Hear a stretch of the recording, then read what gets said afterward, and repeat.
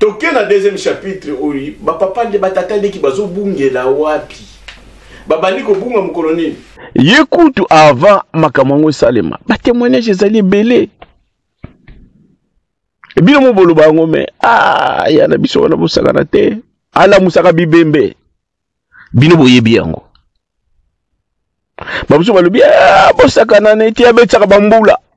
Donc côté sécheresse ezali bobetili basolo lui bon to salango bino lokola mvule zomona na te to benga yeme comme ça mvule beta abetsaka bamvula siko bino niveau na bokoma yango te e bandi mukoloni bino pe bokoma sa divinité lokola ye malamu to sangani awa na miongo terre sacrée ya communauté Masambukidi pona milulu monene ya visite officielle ya sa divinité papa Diangenda Kututukidi Martorel Yeo ya Zalimu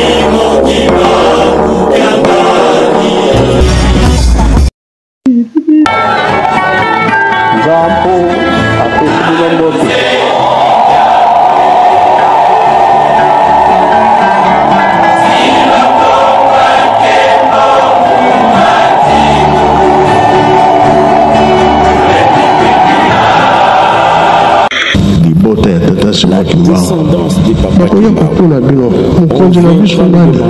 qui est votre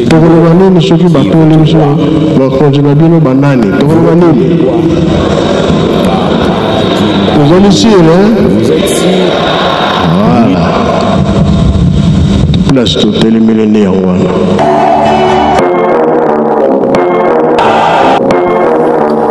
Patata ba mama bandeko bala papa mbote mingi sika miso bino bozwami euti esika ya bandeko na bino ya émission Kamba Centre biso na biso makambo nde etel biso sika te place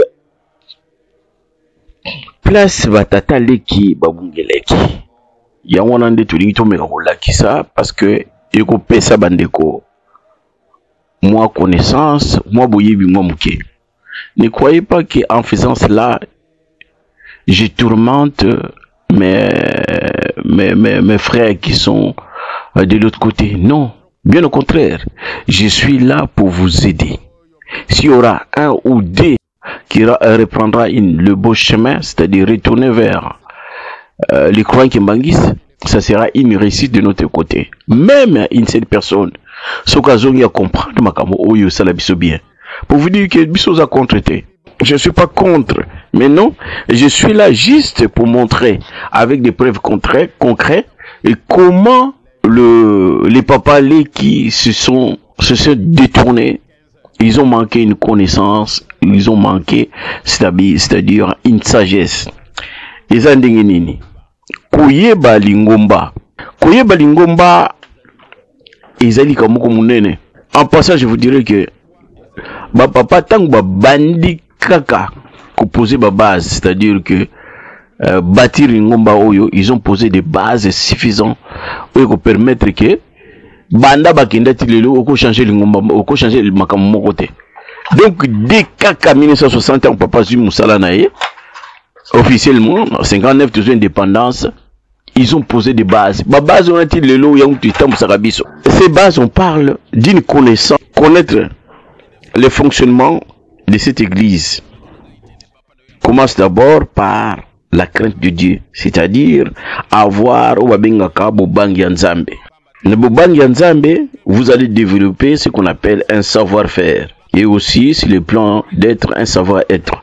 Donc, biloko ni sutuana ba papa leki bazalaki na ngote bungisa ki bango. Donc bango ba na mona lingomba on dirait ça brillant. On dit ba papa basala ki brillant, ba papa ki brillant tibino.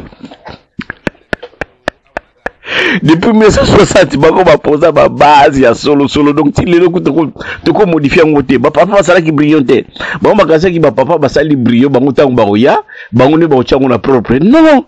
Si vous placez les terres ezalaki yangona koyeba lingomba ya déjà très important parce que lingomba soko yebi yango yeba keno lingomba fonctionnera boye bango siko baza yango monike ba base ko papa posa ki ke soki obimi fo ba yamba yo bango ba yeba ki yango te o ba donc place bo moni ete moi bah ça la marche en arrière réalité mais je pense que quelque part ils ont compris que nous biso le quoi de longwa boye n'est ma papa va poser ma base mais lingomba le coup les agents na propre ba tiens na propre bozong ça on surtout bozong ça on a brillant il y a une place ndé makambu ezo ko telemela place ndé bino bali ko comprendre té surtout bana ba bota misika oyoyo il y a une biso to ko bana bino bota mi depuis 2000 ti 2003 bozaki na bana mike na ba bota mi na période boko na ba 20 ans boye ba été ezaki ndé ngwana c'est pas papa Simo Gimba Okangani ou papa Zako papa Mbenze ou maman Marie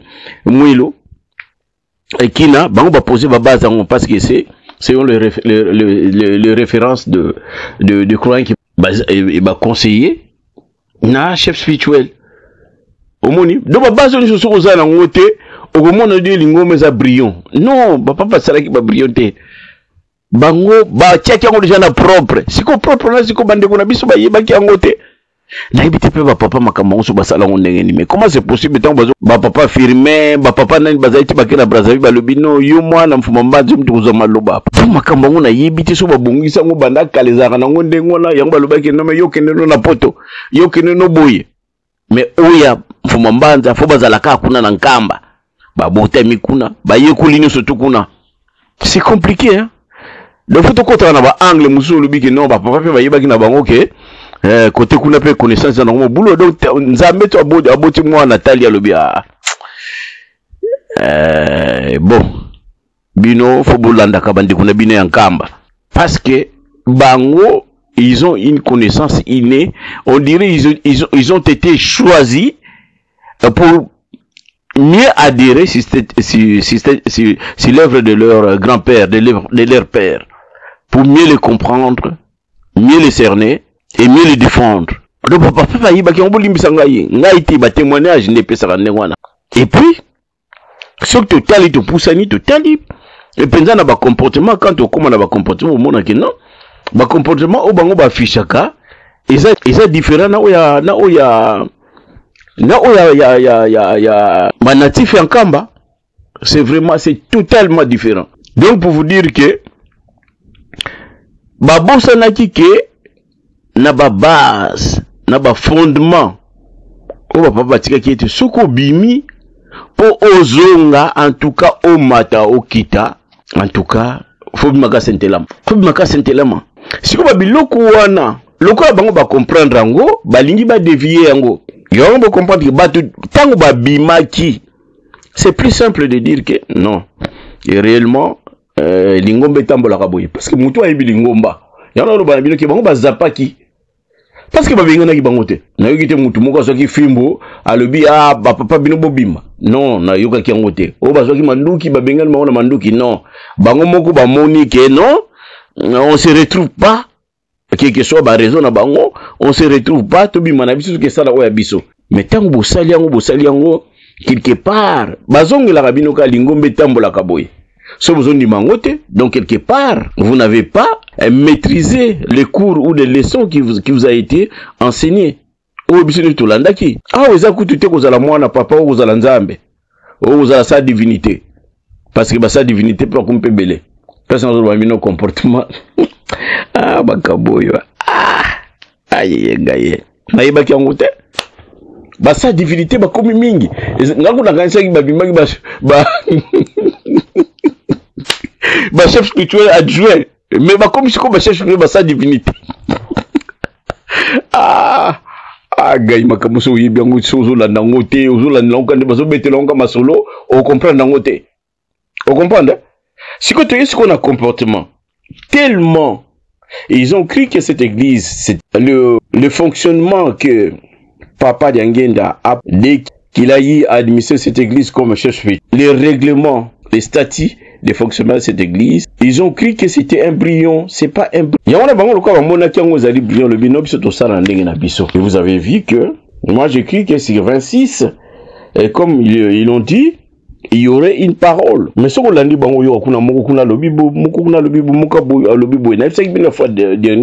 ils ont créé des fiefs. Au moment où 26, au place, ils allaient bien, il faut que mon chef spirituel, l'église à mon pépé. Son chef spirituel, les alités, c'est le bango, batata lek ni surtout bazaba chef spirituel. sa divinité. Parce que le souvent sa grandeur, mais c'est comme Mikolo est changé comme sa divinité. Parce que sa divinité place bazali place lingombe zo fonctionner. Donc so bonika ka pasteur moko boya za la kuna au mona que lingombe otambola te. Donc faut sa divinité azala. C'est pour ça qu'on vous a dit que papa eloko aboya ki yango wana parce que chacun prendrait sa portion et on deviendra comme l'église mususu. Il y a papa lingombe qui non eloko wana ezala te. Donc dans l'église kimbangiste il y aurait au moins 26 sa divinité. Mais ça c'est hors norme. Vraiment, c'est où ils ont dit, et ce qu'on les kelanga et bolimbisanga yi. Dans un moto na kimia, mais ma kamoti na zo tala bat bazo ko tanga kombo. Mais to yebi ete lingomba o mutata musakango, negezalaka o nani no yo ba pharaon. Nous ce qui notre conducteur c'est le Saint-Esprit. Faut alanzambe. Faut attendre mon livre centre. Parce que c'est écrit comme ça dans la Bible, dans Jean 14:16. Qu'il restera définitivement avec nous. Ça a été défini comme ça. Alors, ceux qui ça diviner, Saint-Esprit, ceux qui 26 Saint-Esprit. Mais non, on a évité. On a écrit que les papas, ils ont fait les brillants. Non, ils ont mis tout au propre. Définitivement, ils ont pris des décisions définitives de fonctionnement de cette église. Donc, pour on faut total en opéra makasi mingi. Yango na moni ete, on a fiché le comportement. Bolanda, bangone ba se comportaka. Et puis tu retiens la bino, papa Mbenza, papa Simon qui ngani, papa Zako, maman Mouilou, parce que on peut afficher ceux qui sont les chefs spirituels et leurs conseillers, comment ils se comportent. Maman Mouilou a défilé à nini, Bangokuna va défiler à nini. Disons déjà, partageons déjà cette partie. Bien que je l'avais dit que chez nous aussi, il y a ceux qui ont été qui ont pris les chemins pour aller dans des restaurants. Bazali na bango. Mais je pense qu'au fur et à mesure, tout peut-être va changer. Mais Kunande est tamboulé comme un ndengwana total. On a un défilé mystique et côté. Ils sont peut-être au côté kuna. Tant que va réfléchir, on va défiler mais comment qu'il a niveau en atteint? Batu bazoko ba défilé oyoyo ya ngona papa batu ba interpella qui est pas batu ya mormon. La génération qui viendra, est-ce qu'ils vont suivre, ils vont conserver votre façon de travailler? Ils suivront votre orientation. Total ce qu'on défilé na bango boyoka. Bamsou ba komi ba spécialiste à défiler. O eza ya bisoté, o eza ba twakena restaurant. O yo ba twakena restaurant. Pas na biso pe ba twakena restaurant bazali na buluka ba vidéo na tshela bino. O ba kena restaurant bazali. Mais le quoi le yoza ya makamuna bango to tshana o ya bango prochainement tant to tia ba kroyeki mangiste. To lo bana bino bo suki so makambo yo ya ba restaurant. Et puis to kota na ba angle, na ba musique, na ba animation to lobela yango parce que papa pesi nzembo boye bino bongole yango et comme nzembo animation beaucoup chama comme na bino. Mais non, bozo ba partition oyo biso ya fakito betaka bo changer yango bino sala loko mususu ezate nzembo oyo papa pesi original bino bo changer ba maloba. Mais non, na cadre de musique ba ko porter au plainte. Ah on a porté aux alakate que Mozart sala nzembo ne boye au beta ngo bino bo changer ngo pe na ba kombo. Biso c'est pire encore. On nous changer na maloba. Mais non, ne faisons pas ça. C'est pas clair, c'est pas bon. Composer loco, oyo, et dans la cadre d'animation, c'était nzembo ou papa tindi, beaucoup changer maloba na ngote. Ya malamu te. Tout le monde n'a rien. Mais un jour, le basou papa soit le basou que non, kuna na poto na poto. Bolongo la biloko botia na banzembo. Mais non, mais soyons prudents. Et surtout, biso animateur, tant que le quoi ndengwana, kuna na nkaba na ratilki, interpellons-les. Dites-leur directement que maintenant ce que vous faites là, ça sort pas bien. Parce que le cantique est inspiré, nous devons suivre les cantiques tel qu'il a été inspiré. Sauf que vous changez de vos salles d'animation, faites quelque chose d'animation. Parce que vous avez dans l'église, il y a un cadre d'animation. C'est autorisé jusqu'à présent. Mais banzembo, ils ont inspiré papa pese que ndengwana, beaucoup bon na maloba na ngote. C'est un point côté na biso. Toleki Papa Djangenda Loba était la franc-maçonnerie, la rose croix, la banino surtout c'est banni dans notre église. Par bango ba ekolo banabiso non, la franc-maçonnerie to bana obo yango ezana bien. Donc chez eux c'est autorisé. Il y a ceux qui sont adhérés à la franc-maçonnerie chez eux. Ils autorisent. Et chez nous c'est pas ça. De l'autre côté la bino était bango ba défiler na bango zali boye. Biso na na défiler na ya papa Djangenda. Et tout le monde, vous verrez que c'est différent. Le boko est quitté à droit. Ils ont quitté à droit parce que ils allaient poster au papatika et permettre nous autres de respirer, nous autres ça entraînement physique. Ceux qui ont le boko est comme le boko d'âme, mais on se comme il la passe. Nous sommes travaillés. Mais tout le monde est normal, tout le monde parce que tout est normal. N'habite kuna basentela maso bazala. Bino bosangana kana bino na batu nyonso tu. Tabatu babeta la musique à bar, bino bosangana beaucoup beta na bango place moko. Est-ce que nous imaginons vraiment à l'époque du Papa Djangenda qui laisse un groupe symphonique, n'a habité un groupe peut-être un groupe symphonique Kimbangiste c'était, peut-être il n'est pas coordonné par un Kimbangiste pour que se permettre de jouer ensemble avec, je pense que dans ce cadre-là peut-être je me suis trompé. On peut aussi se mélanger avec des formations, faire des prières ensemble. Il n'y a pas de souci. Mais Batou Babinaka, Eza Moussana Bango. Mais nous, les Kimbangis, on n'est pas autorisé, même pas de regarder. Même quand tu as la pama, quand tu as la mabinate.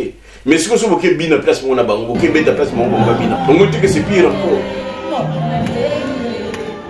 Donc, vous voyez, sans limite, on a la place pour aucun été. Donc, wana ne surtout wana ezobile kwezo kisenisa biso le bakenda na relaxa bino makambo bozo sala ete biso na bango to ko tambola so sika moko te parce que bango babinaka basangana na batu babinaka bango franc-maçonnerie eza autorisé par la bango par la biso eza autorisé te. Tout ça ce sont des points qui nous diffèrent de surtout ça la différence biso na bango ndio so ezali ko relaxa ete bino so boza kuna est-ce que penza en tant que kimbangiste Babiloko est autorisé ou bien Bozolanda Bango n'est na lobby et la mission de qui vous les faites par complaisance. Bon c'est plus ça bango.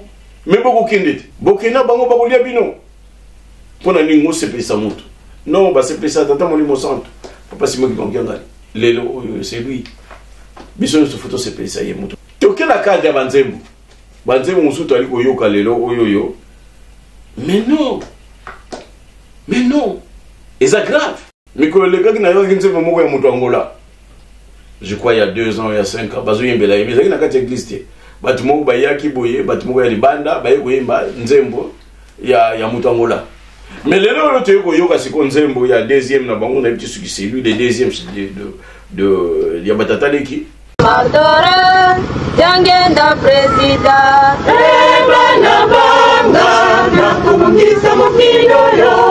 Djangenda Martora, Djangenda mokozi,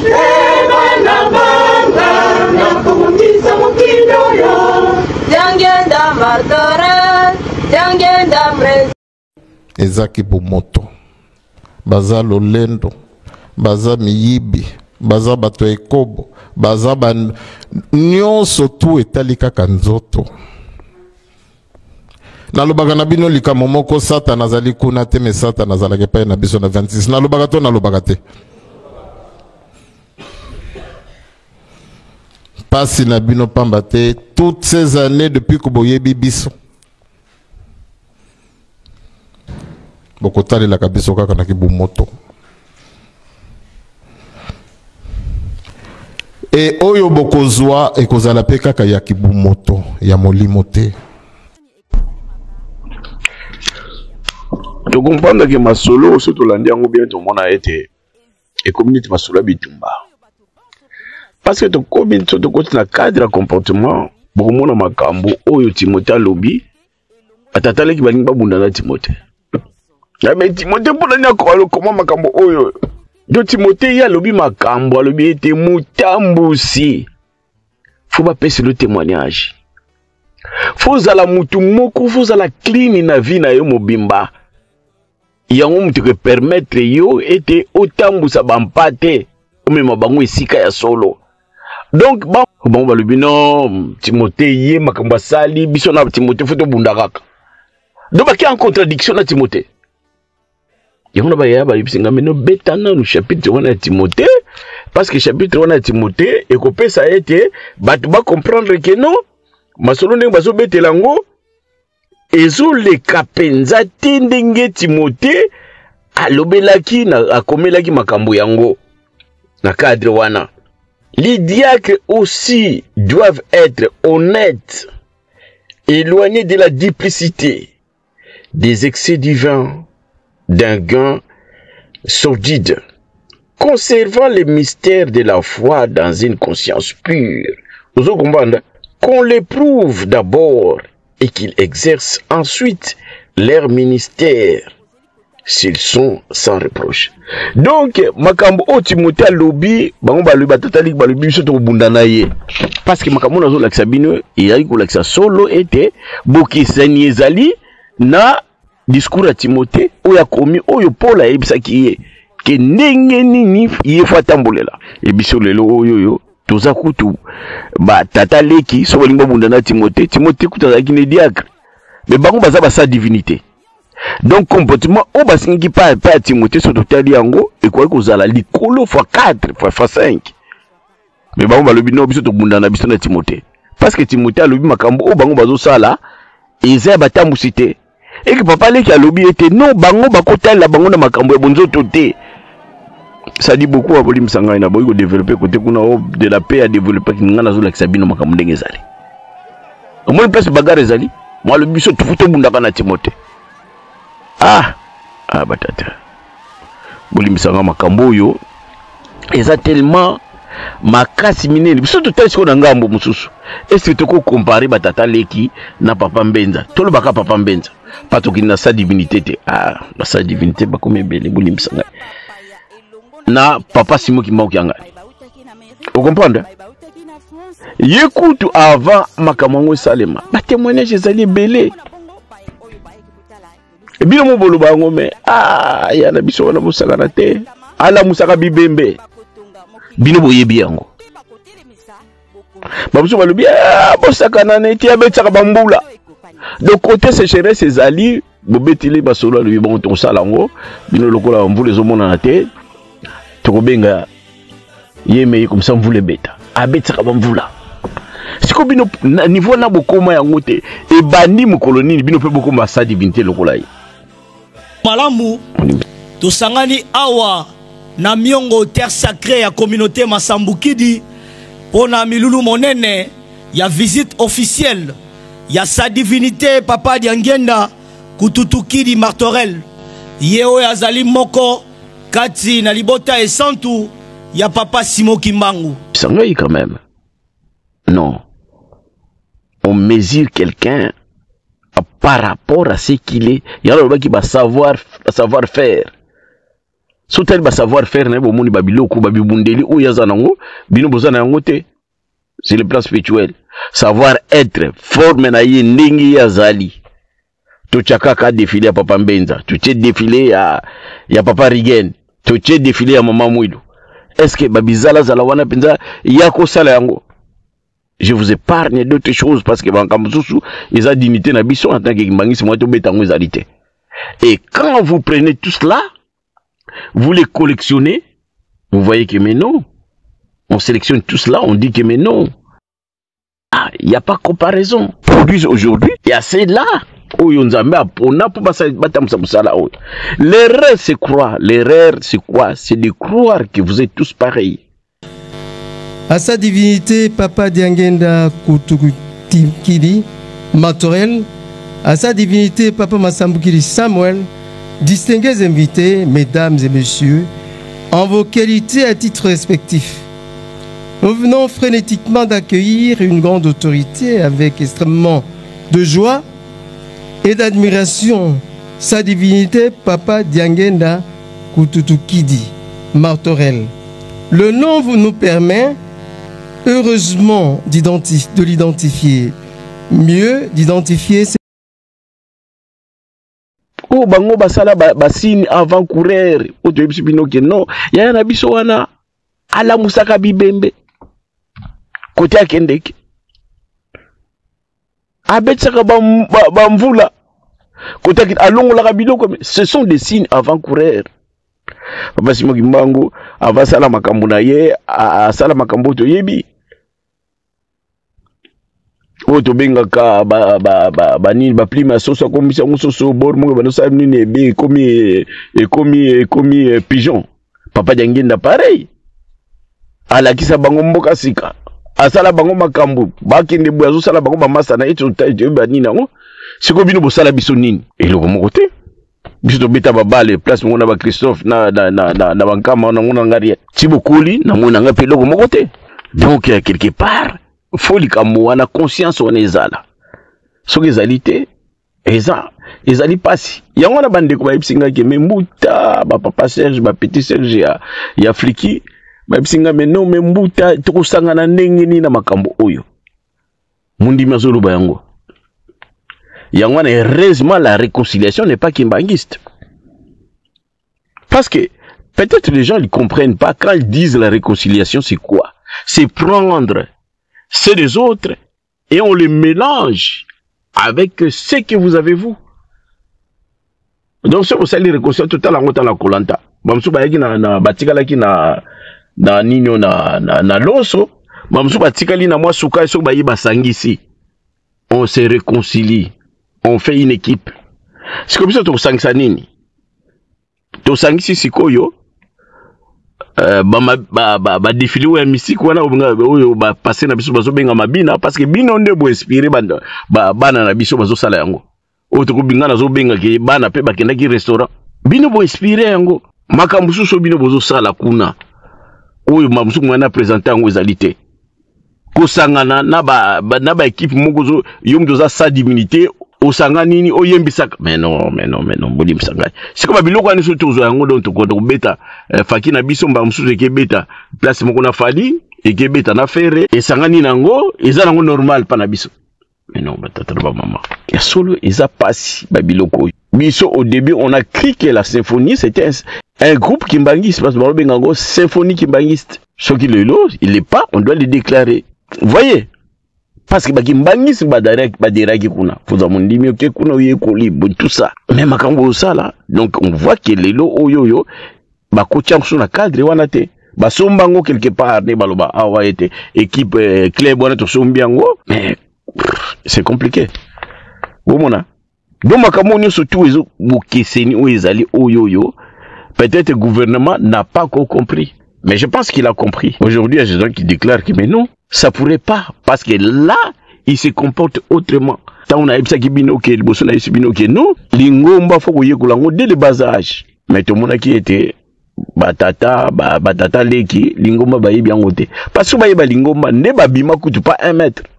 Parce que l'ingomba oyo si comme mon côté ba komaki na règlement était ceux qui au longwe l'ingomba okeyi, au so uza mwana papa panaweza brillant non et comment mater yango lingomba soko landa makambo na ndenge sengeli na cadre lingomba to comprendre makambo ndenge zali to kotela ngo luti te auto silika non to comprendre ndenge makambo ndenge zali ndenge ba papa batikela lingomba pour conserver l'héritage de l'homme noir. C'est pour cela les autres ils disent que non batata leki balingi bisote parce que objectif ya papa ezali était mutu mwindo abonga. Mais par rapport à quoi? En étant en phase avec l'instruction qu'il a donnée, l'orientation qu'il a donnée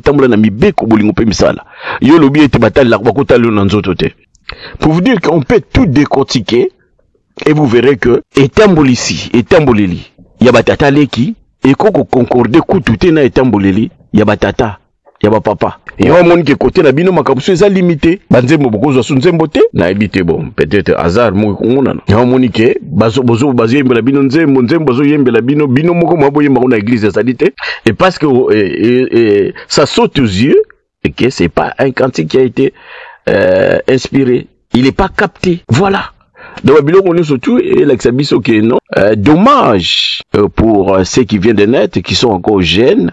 Aujourd'hui, il faut les enseigner. Il faut leur dire que non, si Nkamba, sa divinité Simon Kimbangu, l'église kimbangiste ne parle pas de la réconciliation parce que il n'a pas été écrit dans cette église qu'il y ait une réconciliation de l'église kimbangiste avec une autre. Quand vous sortez de cette église, vous devenez directement opposant. Vous vous opposez à la personne du Saint-Esprit. Et la personne du Saint-Esprit, c'est le divin principal. Donc, yo se poser dans Nzambe. C'est ce que papa avait dit quand il a commencé à nous enseigner, quand il nous dira que comment Satan a été refoulé de l'Iesant. Parce que première tentative, c'était quoi? Dieu lui a dit que mais non, maintenant c'est pas moi. Allez au fils, on va aller voir mon fils. Il est allé voir son fils, il a dit bon, moi je savais pas qu'il y avait encore un être suprême ici. Bon, j'accepte quand même de dire allez, parce que moi je croyais que j'étais deuxième. Autre ali komona. Natango ya papa Simon Kimbangu ezalaki, première tentative, bandeko bayaki basoposa ki na ye. Ça pas fait de coup. Papa Dengenda pareil à l'ère époque balobi. Ah, et moi na nanyoyo. Ils sont allés, mais beaucoup, ils ont revenu sans problème. Ça n'a pas fait écho. Mais tant que komaki Satan ba yebisi ke mais non, il y a likambo isa tata molimo santu, kende ko mona molimo santu. Ah, ça a soulevé des tollés. Il n'a pas voulu dans un premier temps. C'est pour cela qu'il a été refoulé et jeté sur terre. Makamutali komona lelo yangwana. Tant papa Simon Kimbangu kangani aye ba telemi penza banganga mayele. Ya lobi ke non na bwaka ekaka. Ami bwaki yemoko parce que il n'a pas accepté que papa Simon Kimbangu kangani le Saint-Esprit dans cette troisième génération de Simon Kimbangu. C'est ça le nœud des choses. Et on peut les comparer à beaucoup de choses. C'est qu'il au papa l'oublié Tezaki tour de Babel ou ça là. Mais le nœud des choses c'est ça. Nengezalaki na lola Satan a aboyité pas mon limo donc moi je peux pas prendre la troisième place. Et tant que papa Simon Kimbangu c'est la même chose. Ils ont dit que non, y était. Et ils l'ont appelé comme ils ont voulu, mais ils ont oublié que c'est lui le Saint-Esprit, c'est lui qui a une connaissance, c'est lui qui a tout, c'est lui qui possède toutes les clés pour l'émancipation ou l'évolution de l'homme noir qui nous amène jusqu'au but tel que les papas l'ont programmé. Donc aujourd'hui on peut tout dire, on peut tout prononcer, on peut tout chercher, mais c'est ça.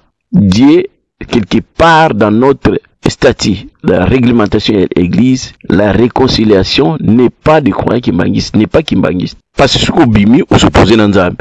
Nzambe c'est qu'on fait kabola non, ngabu Nzambe nangana tchenda mbubu yo côté na bino moi makamuna bino wana busata na tout sangisa yango. Vous trouvez ça logique? Allez-y voir, comprendre les choses. Comprenons, c'est ça la réalité. Donc on vous fournit des éléments, quel qu'ils soient, même moi j'entends mal que Batumso va interroger Batou, interroger sans base du kimbangisme. C'est ce qui nous tient aujourd'hui. C'est pour cela que je dis tout souvent, on ne peut pas être animateur, journaliste kimbangiste sans avoir des bases. Vous posez ma question Zangatina, vous loupez ma question. Entre-temps, la réalité c'est ça. Et Batumso, en les interpellant, ils prennent quelque part conscience. Moli Moussantou va limiter.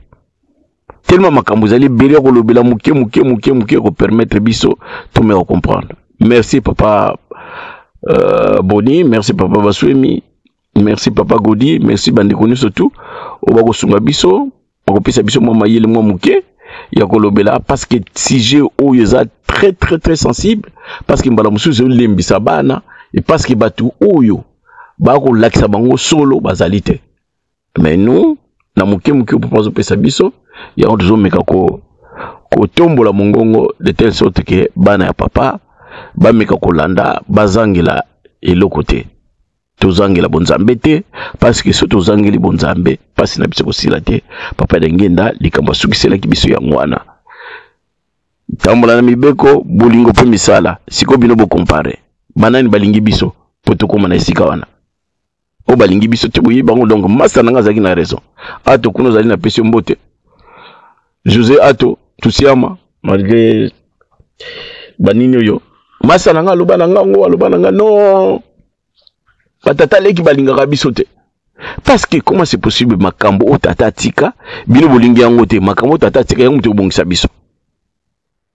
Vous comprenez? Donc kuna bozali mbote na bino mingi kuna bozali bobenga na bino bobenga to solo la parce que makambo yali ebele mba mususu to lobela ngona angle moko ya malamu te ekoluka pe ba nganga mayele baya pour la été to bakisa moi nino masolo. D'ailleurs moi je n'aime pas travailler tout seul. C'est dans le cadre que qu'on n'a pas suffisamment de matériel, c'est ce qu'on fait qu'aujourd'hui on peut se débrouiller de cette façon. Mais j'ai toujours voulu partager mon émission avec beaucoup de gens pour la battre parce que dans mon angle c'est partage. Mais aujourd'hui, moi connaissance aux anango, il me permettre de tout me côté le moment où tout me relever là, les camboya tata moli mo santo parce que les sungi na biso ezaka kapanaye. Nde yango mbote na bino sekene shobino bozwami basami afaki. Ba collègue, ba ex-collègue ya Koriki, ba beau-frère ya GTK, kuna ni sobino bozali pe bana ya dirigeant, bana ya GT ya Gaki, bana ya GGK, iskeni sobali mbote pe lo sako e uti pa ya Luvomtoko de la paix, les noirs, motona kimia. Nasima caméra na mama qui sur Luvomtoko et la réalisation toujours na Abigail Luvomtoko ba matériel toujours la pour la ba live parce qu'aujourd'hui il est très important mais s'il y a des gens qui pourront nous aider dans ce sens-là à avoir des matériels qui nous permettront que au moins 3 semaines on est ensemble, on discute, on parle des papas, ça pourra remonter la morale d'une communauté. Parce que je vous dis que beaucoup sont encore perdus. Et surtout dans ces derniers moments, il y a ceux-là même qui comprennent même pas c'est quoi l'équibaguisme. Et c'est à nous, les rôles que nous avons endossés, vous et nous, de pouvoir partager le moindre de connaissances qu'on a avec la communauté kimbanguiste, donc avec nous tous, et surtout former nos enfants pour que demain qu'ils aient ces bagages bien garnis d'être kimbagis. Donc mituna na bino bobanga na bino to bobenga ngai Luvomtoko bobanga na bino 06 61 03 89 19 which est préfixe 0033 06 61 03 89 19 izakana suka dani no mena beteli bino yango parce que beaucoup au permettre bino vous allez toujours en parité na biso. Donc voilà tout ling bino mingi tikate nguya tata moli mosanto pe makasi na ye etambusa biso sikani subiso to kozala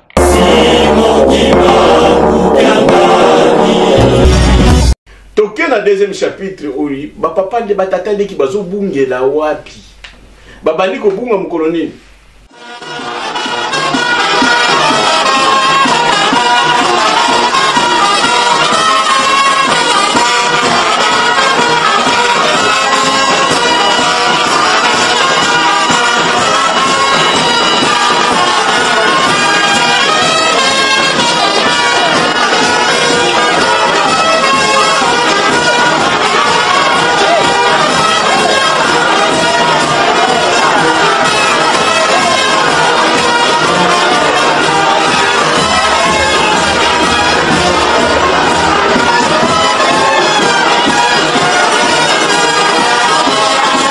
Luvomtoko de la paix, les noirs, Motona Kimia.